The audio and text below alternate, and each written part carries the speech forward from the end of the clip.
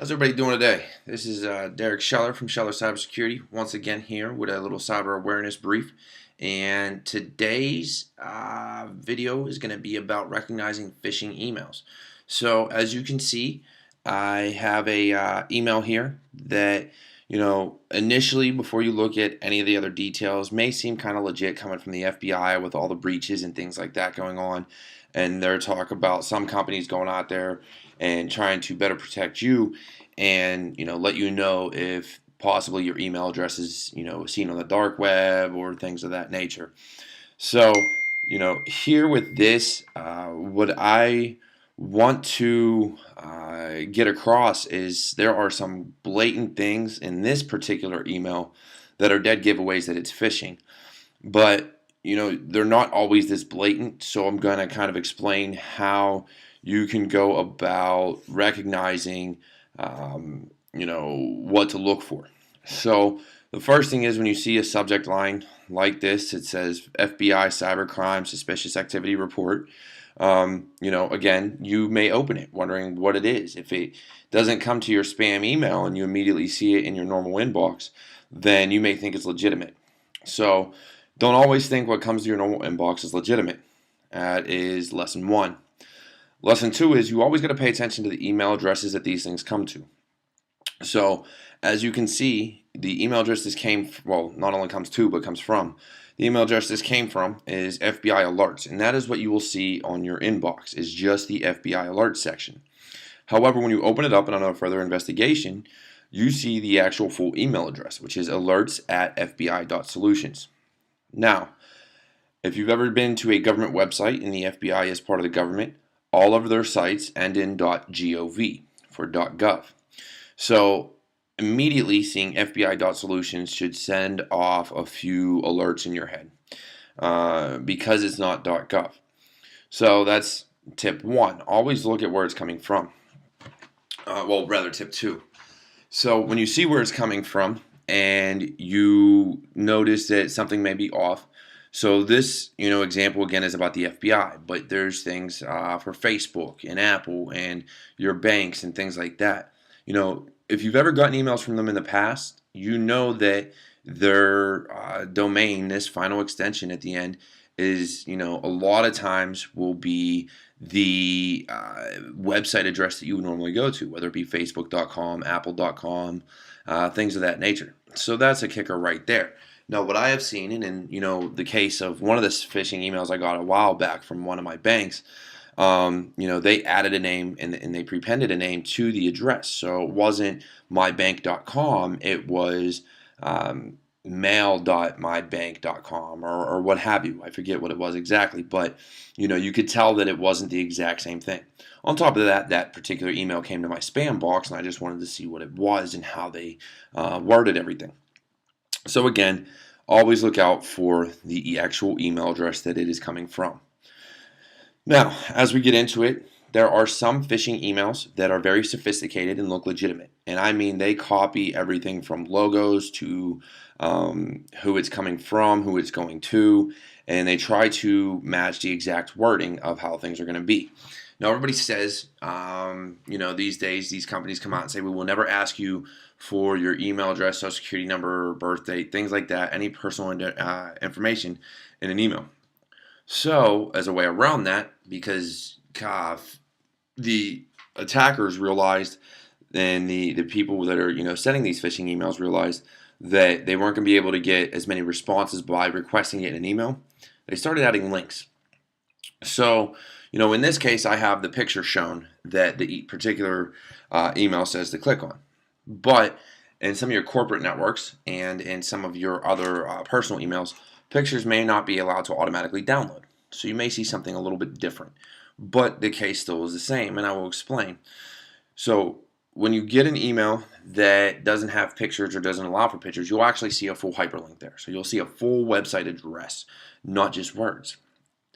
So when you see that address, you can see exactly where it's going. So it's always something you want to look at. If it isn't going to www.facebook.com or something like that, then it's not legitimate. That's a kicker. But at the same time, you never want to click on a link from an email either. You want to actually type it into your web browser, because then you know you're going to exactly where you intend. Because even if there's no pictures, and maybe it's just a hyperlink, maybe it's just the blue words with the underline, if you click that, that doesn't guarantee you're going to the address that it says, because you can make words go anywhere. I can make something that looks like facebook.com go to apple.com, or and that's just a simple example, but the case is the same, that they can send you anywhere if you click that link. So it's not guaranteed unless you actually manually type in where you want to go. So in a case like this, where you see a picture and you don't necessarily know where it's going, if you just go over to it and click on it, well, then you're going to have issues.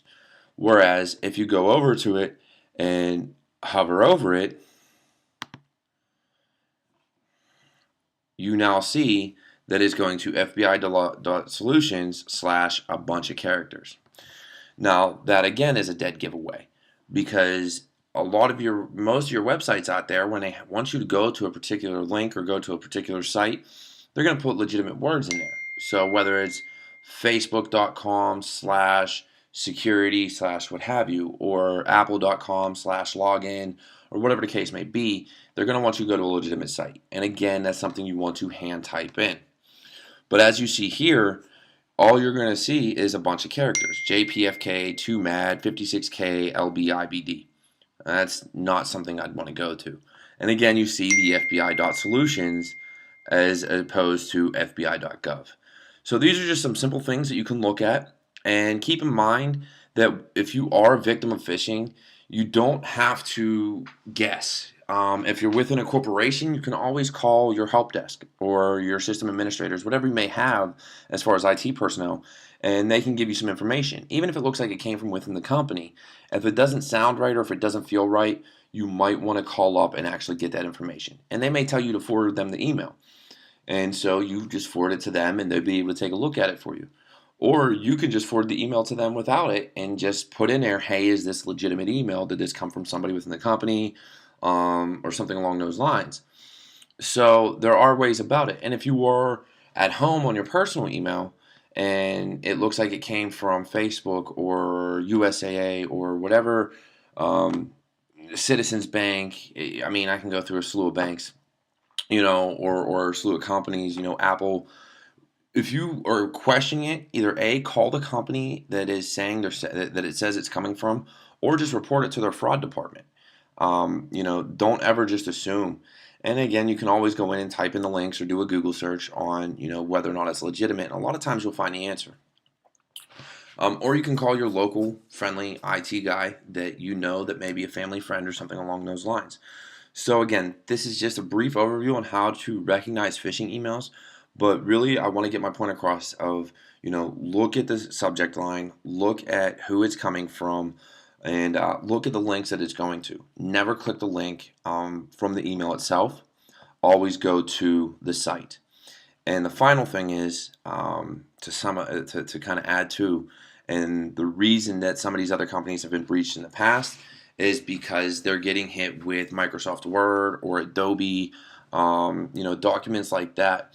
Don't ever download a document from an email unless you can be 100% certain it came from who says they sent it.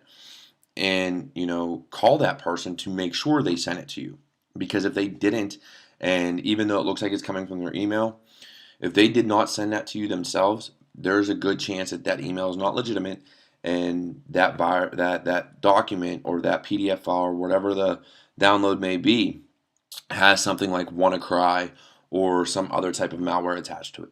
So avoid downloading attachments if they come from a source you don't know. And if they come from a source you do know, you please validate that it is a valid source, that source did send it. Give them a call, email them back, something along those lines, and start it with a new email. Never use the email that it came to you from unless they ask for it. Don't hit reply. You can create a whole new email and copy the text into it. But those are a few hints I have. So again, this is Derek Scheller from Scheller Cybersecurity.